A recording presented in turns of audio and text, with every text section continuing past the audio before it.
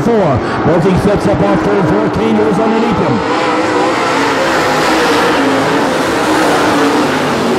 And again, Kane working the outside. He's right there all over the backside of Boking. Estes still in third, followed by Lean and Dustin Nelson, your top 5. Here comes Kane again. He's putting the heat on again one more time. Off of 4. Sets up off a turn 2 on the back straightaway. He's caught Jerry Boking. Boking then pulls away a little bit of Boking on into turn 3. White flag coming out.